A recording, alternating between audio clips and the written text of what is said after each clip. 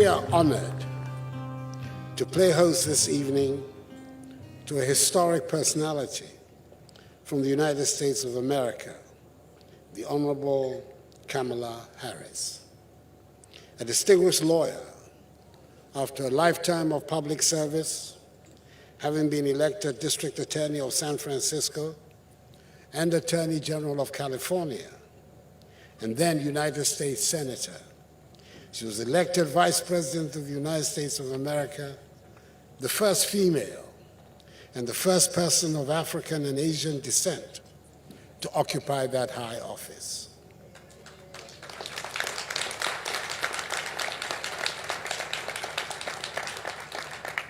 Madam, we congratulate you on these outstanding achievements and bid you and your husband, the second gentleman, Douglas Emhoff, and your delegation, with its large contingent of our kith and kin, the African Americans, a warm welcome to Ghana.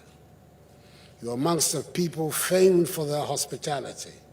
Akwaba is our word of welcome.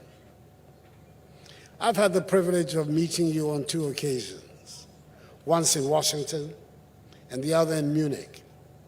So you can understand my elation in receiving you as my guest at the seat of the presidency of Ghana, Jubilee House. We value very much the friendship between the United States of America and the Republic of Ghana. And my hope is that our two nations and peoples will continue to deepen the bonds of friendship and cooperation that exist between us, especially as our two countries are both fully committed to democratic values and to governance systems founded on the separation of powers and respect for human rights, the rule of law, and the principles of democratic accountability. We recognize that our governance systems are best anchored in market economies which reward individual enterprise, creativity, and innovation, and which deliver prosperity to the masses of their peoples, including their women.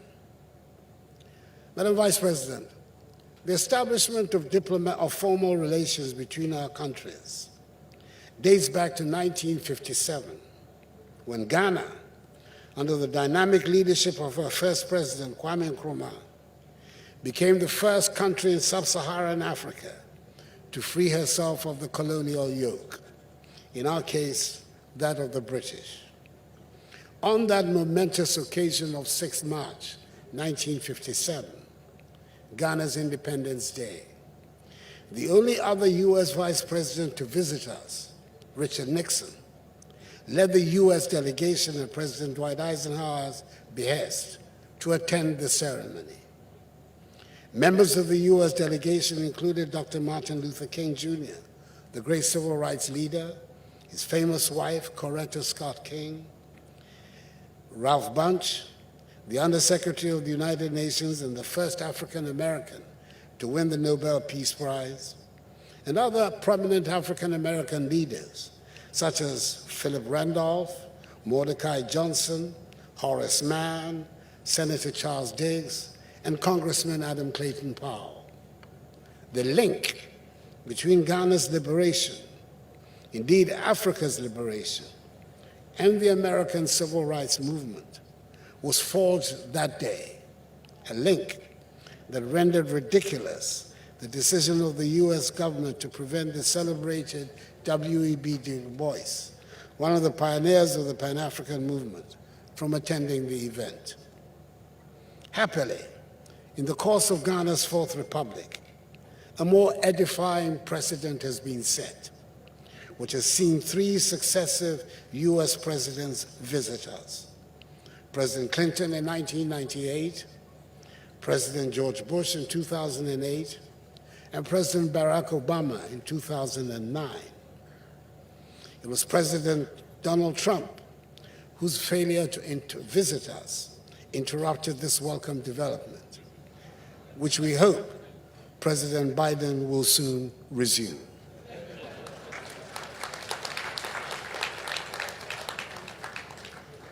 66 years after our independence, with Ghana being one of America's most important partners in sub-Saharan Africa, the fruits of Ghana-USA relations are evident. One of the most notable examples of those relations was given in the early years of our independence, when Kaiser Aluminum signed with President Nkrumah's government, with the support of the World Bank, to build in 1965 the $196 million United States Akosombo hydroelectric power project, which has since been the main provider of Ghana's energy needs. It remains the single biggest private American investment in our country. The time has come for it to be replicated. There have, however, been more recent examples of positive cooperation with the United States. In 2016, towards the holding of the 2016 elections in Ghana, the elections which first brought me to office, the United States contributed some $7 million United States towards the holding of those elections. We were among the first beneficiaries of the Millennium Challenge Compact initiated by the government of President Bush, which led to a grant of $547 million United States negotiated by the Kufuor government with the Bush government when I was Ghana's foreign minister. It was satisfactorily performed, which enabled us to enter into MCC Compact 2, negotiated by the successor Mills-Obama governments to improve Ghana's power generation. We're looking forward to negotiating MCC Compact 3. The Pokuasi bulk supply project, with a total capacity of 580 million volt-amps, whose construction commenced in February 2019 and was completed in August 2021, the largest bulk power supply point in Ghana, which together with the George Walker Bush Highway are significant examples of the imprints of recent cooperation with the United States of America. We continue to be appreciative of the annual provision of scholarships to Ghanaian students to study in America through initiatives such as the Young African Leaders Initiative, and the hospitality that is accorded to the hundreds of thousands of Ghanaians living in and contributing to the life of the United States. Vice President, we're encouraged by the fact that more American companies than ever are looking to invest in Ghana, and we will continue to create and maintain the conducive investment atmosphere that will not only guarantee the safety of their investments, but good returns on those investments as well. As you know, we want to move the focus of our economy from just being producers and exporters of raw materials. We want to build a value-added industrialized economy with a modernized agriculture, which will enable us to reach our destination of a Ghana beyond aid. I'm happy that our relations with the United States are now being focused on an increase in trade and investment cooperation. Madam Vice President, we share many similar positions on the great questions of the global agenda, especially our mutual attachment to the implementation of the Paris Climate Accord, to the strengthening of the multilateral system of international cooperation, to the respect for the sovereignty of all nations, great or small, to the maintenance of international law and order, and to the need to employ peaceful means to resolve disputes. We are, however, both resolute in our condemnation and opposition to terrorism and violent extremism, and Ghana, within her modest means, is determined to cooperate with the United States to fight these menaces. To that end, we welcome the strong cooperation in security matters with the United States. I'm happy to announce that Ghana has accepted the invitation of the United States to join the Atlantic Basin Cooperation as a founding member. The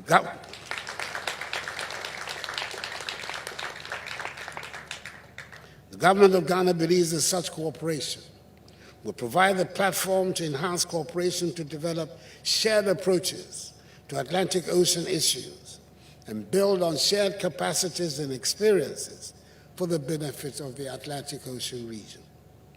As a coastal country bordering the Atlantic Ocean, Ghana recognizes that no country alone can solve the cross-boundary challenges in the Atlantic Ocean, ranging from maritime security to environmental degradation. Ghana therefore welcomes and commits to exploring the numerous opportunities offered by this laudable initiative on Atlantic cooperation. I wish to assure you, Madam, that the Republic of Ghana will continue to collaborate with the United States of America at the bilateral and multilateral levels in finding solutions to challenges such as widespread poverty, irregular migration, insecurity and human rights violations, including discrimination against women, terrorism and violent extremism, human and drug trafficking, piracy, as well as climate change and its attendant impact on the environment and livelihoods. I want to state once again for the record that Ghana's history has been against great power domination of the affairs of the world. And that is the reason why Ghana led the fight for the liberation of the African continent from colonialism and imperialism, and became one of the 5 initiators of the historic non-aligned movement. It is this same principle that led us to vote in the United Nations General Assembly in favor of the motion condemning the Russian invasion of Ukraine. And it is a position we will continue to hold.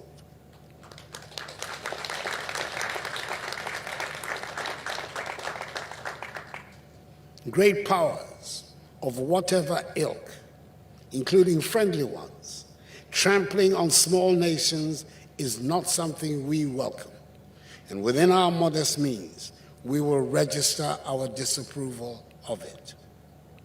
The effects of the Russian invasion of Ukraine, coupled with the effects of the COVID-19 pandemic, have undeniably put countries, communities, and households across Africa, and indeed across the world, in precarious situations, and are threatening to derail the development process and progress in African countries in particular. Ghana, for her part, has not been spared the effects of these pernicious developments. And that is why we've gone to the International Monetary Fund to seek its assistance to repair in the short term our public finances and restore our balance of payments, whilst we continue to work on the medium to long-term structural changes that are at the heart of our goal of constructing a resilient, robust Ghanaian economy and building a Ghana beyond aid. We will count on the support of the United States in reaching a good agreement with the fund, which will set the stage for the strong recovery of Ghana's economy. Madam Vice President, I said to you in Washington, D.C., and I believe it is appropriate on the occasion of your visit to reiterate a matter of great importance to Ghana, and that is the process of UN reform, especially reform of the UN Security Council. We are committed to Africa's common position on UN reform based on the Azulwini Consensus, and are anxious that the matter of UN reform finds its way back quickly to the center of the global agenda. I'm pleased that good progress is being made on the reform of the UN Security Council, which has been given a great boost by the decision of US President Joe Biden to embrace the reform process, the first time a US president has explicitly done so.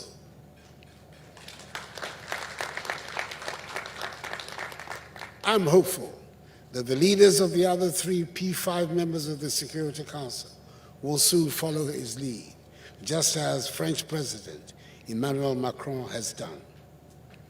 The time has come for the global community to undertake this much-needed reform, which will bring greater effectiveness to the work of the United Nations and the Security Council in the maintenance of international peace and security.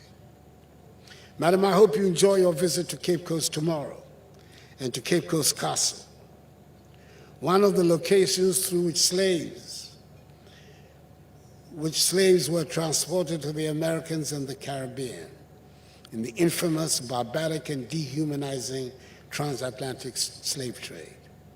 With Ghana recognizing her unique position as the location for 75% of the slave dungeons built on the west coast of Africa, we believe we have a responsibility to extend a hand of welcome back home to Africans in the diaspora, the reason for the commemoration of the Year of Return in 2019.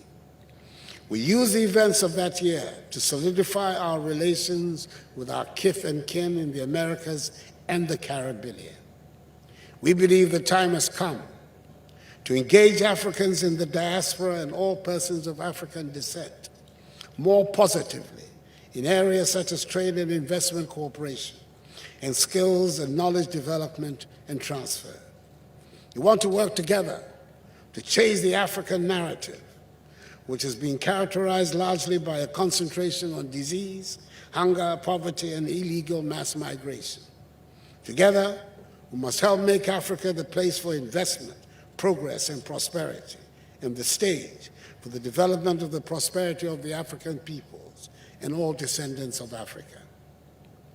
Once again, Vice President Kamala Harris, thank you, your husband, the Second Gentleman, and your delegation for coming to Ghana. We're indeed honored by the presence in our midst of the first female Vice President of the United States of America, a person of African descent, and we're happy that Ghana was the first port of call on her first official visit to Africa.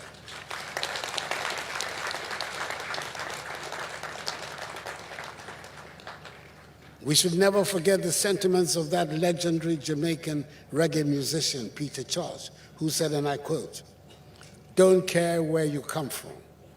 As long as you are a black man, you are an African."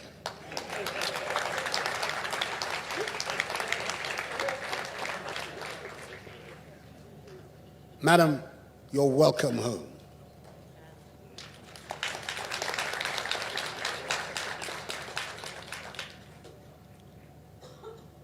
Since you were born on a Tuesday, I'm sure you will not mind if we add the Ghanaian name Abna, the Akan name for all Tuesday-born females, to your name. Your Excellencies, ladies and gentlemen, let me ask you to be upstanding and raise your glasses to toast the health and welfare of the Vice President of the United States of America, the Honorable Kamala Devi Abna Harris. Her husband, the Second Gentleman Douglas Emhoff, and of the friendly American people, including their leader, President Joe Biden, and First Lady Jill Biden, and the flourishing of the friendship between the Republic of Ghana and the United States of America. May God continue to bless.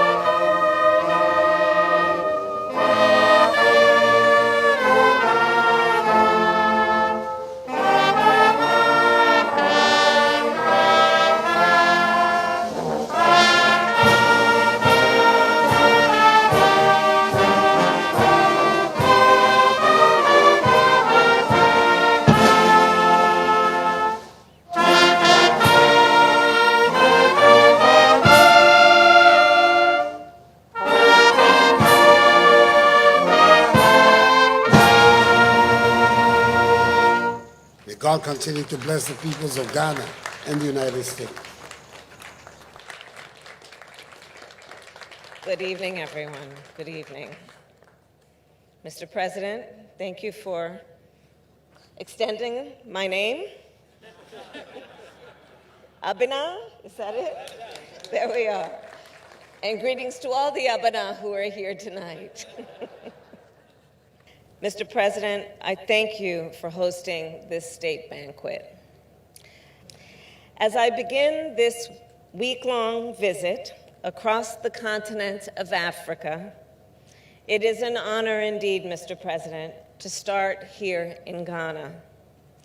I thank the members of Congress who have traveled with me, Senator Coons, Congresswoman Phyllis McCormick, and I thank you to all the Ghanaian officials who have received us so warmly and who have made this trip possible. We are joined today by incredible leaders from Ghana and throughout the continent. And here with us tonight are also individuals from the United States who represent the glorious beauty of the African diaspora. We have with us on this trip Oscar and Emmy winners, CEOs and media publishers, civil rights leaders and advocates, artists and academics, dignitaries and diplomats. And Mr. President, you are personally responsible for welcoming and encouraging the connection of the diaspora to this continent. Because of you, Mr. President, hundreds of thousands of Black Americans and members of the diaspora around the world came here 4 years ago to participate in the Year of Return.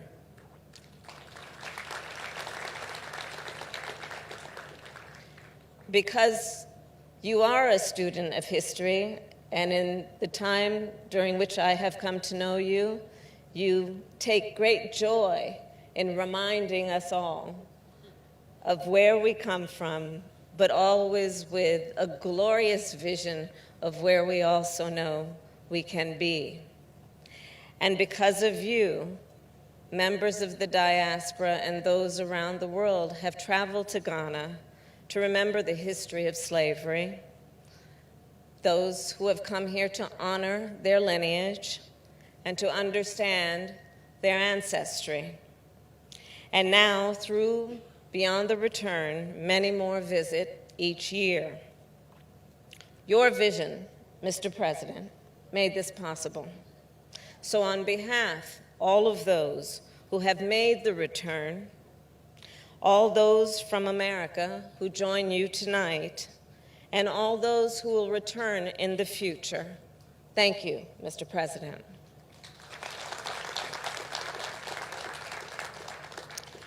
President Joe Biden and I are committed to celebrate and strengthen the long-standing ties that connect our people and our nations. These ties are a source of pride and strength for both our countries.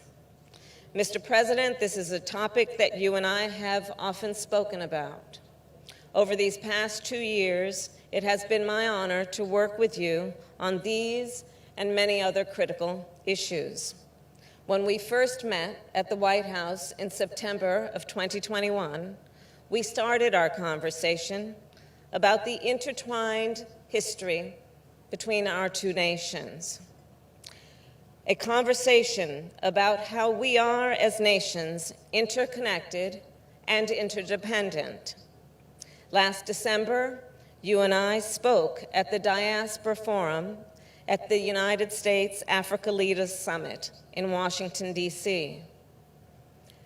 Waiting to take the stage, I was backstage as you spoke, and I watched, Mr. President, as you elegantly reminded the audience that, I quote, "Destiny of all Black people, no matter where in the world they are, is bound up with Africa." I then announced at that forum that President Joe Biden would create a new Presidential Advisory Council on African diaspora engagement in the United States. Last month, both you and I attended the Munich Security Conference, representing our respective nations. There, you called for a change in the paradigm of the continent's relationship with the world, a point with which I agree and reinforced when I spoke during my own appearance in Munich. And now it is my honor to be here to continue that conversation, to build on our work together, and to discuss our shared destiny. Mr. President, Ghana's leadership and advocacy on the world stage is not only vital, it is inspiring, historically so. As you have mentioned, on March 6, 1957, when Ghana gained independence, it inspired millions of Americans, as it did for millions around the world, including Reverend Dr. Martin Luther King Jr., who came here to witness the dawn of a new era. Dr. King, as we all know, and he wrote, was deeply moved by what he saw here. He wrote and spoke of it for years after. He spoke and wrote about what Ghana was teaching the world. And he predicted that Ghana's independence, and I will quote, will have worldwide implications and repercussions, not only for Africa, but for America. Ghana, he said, tells us that the forces of the universe are on the side of justice. This remains true today. Ghana is a leading voice for democracy and a leading voice in the march for freedom, justice, and liberty.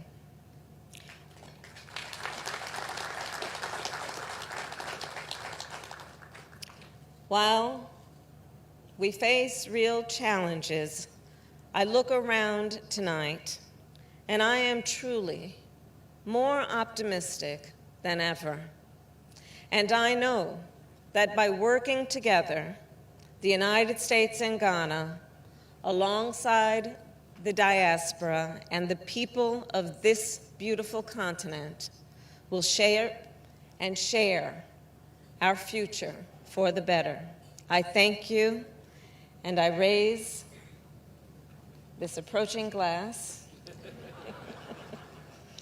to you, Mr. President, and thank you for the warm welcome and visit. Thank you.